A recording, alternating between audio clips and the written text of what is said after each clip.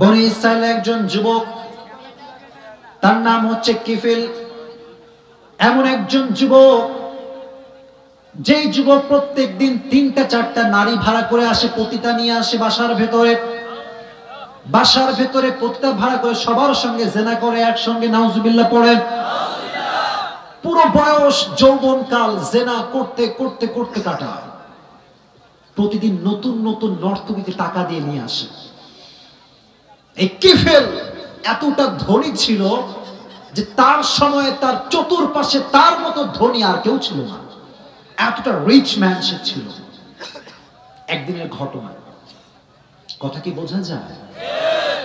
যুবকরা এই কানটা খাড়া করে, এখানে একটা কান আছে, দিলে একটা কান আছে না নাই? यहां से जब सुनोगे यहां से निकल जाएगा, लेकिन जब यहां से सुनोगे खुदा की कसम ये जाएगा ठीक लेकिन निकलेगा नहीं। হৃদয়ের কান দিয়ে শুনতে হবে আজকের ওয়াজ। রাজি আছেন তো ইনশাআল্লাহ? কিফিল প্রতিদিন নর্তকীদেরকে নিয়ে এসে জেনা করে, প্রতিদিন নতুন নতুন নর্তকী, টাকার কোনো অভাব নাই, কোটিপতি যুবক। হঠাৎ একদিন কিফিল আগের মতোই একজন নারীকে নিয়ে আসছে জেনা করার জন্য, নাউজুবিল্লাহ, টাকা দিয়ে ভাড়া করে নিয়ে আসছে।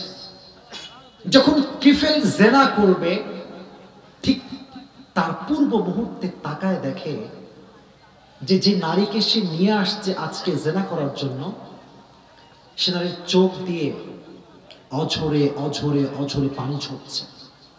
দু চোখ ভর্তি পানি আর পানি, পানি আর পানি।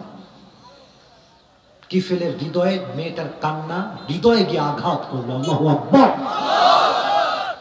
কিফিল ডাক দিয়ে বলল, হে মেয়ে, তুমি কাঁদছো কেন? তোমাকে আমি টাকার মাধ্যমে ভাড়া করে এনেছি, তুমি তো আমার সঙ্গে জেনা করবা, আজকে তোমার চোখে পানি কেন? মেয়ে ডাক দিয়ে বলছে, হে যুবক কিফিল, আমি একজন ভদ্র ঘরের মেয়ে, সম্ভ্রান্ত পরিবারের আমি একজন মেয়ে, কিন্তু আজকে আমার অভাব আমাকে পতিতার জায়গায় নিয়ে এসেছে। আমি আসলে এই ক্যাটাগরির কোনো মেয়ে না, আমি ভদ্র ঘরের মেয়ে, সভ্য ঘরের মেয়ে, আমি এসব কাজ কখনোই করি নাই। এ কথা বলতেছে আর দু চোখ ঝরে পানি পানি পানি অঝরে ঝরছে। হেদায়েত দেওয়ার মালিককে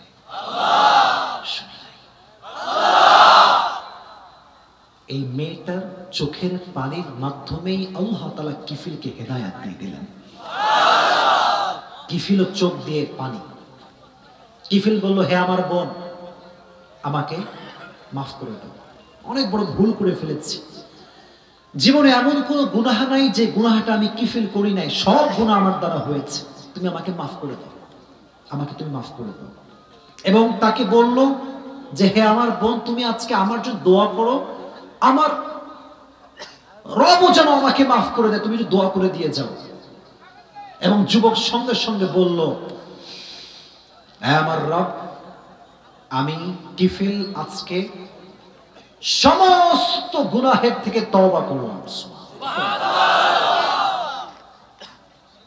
বর্ণনায় এসেছে বনু ইসরাইলের এই যুবক এই কথা বলেই ঠাস করে পড়ে ইন্তেকাল করছে, শেষ। হেদায়েত পেয়েছে, তওবা করেছে, জায়গায় শেষ, জায়গায় ইন্তেকাল করেছে। কিন্তু এলাকার সব মানুষ জানে যে এই বাসাতে এক যুবক থাকে যে প্রতিদিন নর্তকী ভাড়া করে এনে জেনা করে। এলাকার লোকের সবার একই নিয়ত যে এই যুবক মরলে কেউ জানাজা দিবে না, এই যুবক মরে গেলে কেউ কোনদিন তার জানাজার নামাজে আসবে না, তাকে দাফন কাফন করবে না।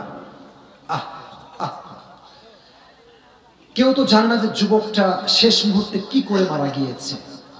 শেষ মুহূর্তে কিফিল তো তওবা করে মারা গিয়েছে। সুবহানাল্লাহ। আমার রব কতটা রহমান, কতটা রহিম।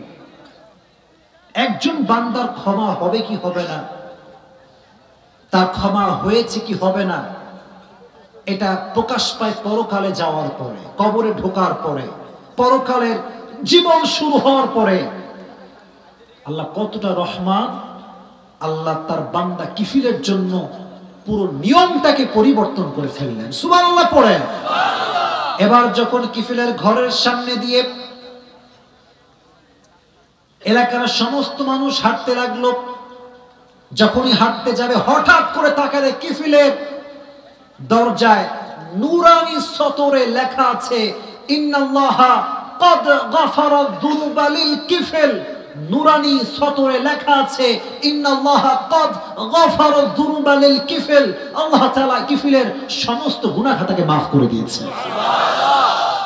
যাও তোমরা তার জানাজা দাও, তার লাশ থেকে তোমরা দাফন করো, তাকে তোমরা দোয়া করে কবর দাও। আমি রব আমার বান্দা কিফিলের জীবনের সমস্ত গুনাহ খাতাকে maaf করে দিয়েছি। আল্লাহ নিজেই প্রকাশ করে দিয়েছে কতটা রহমত।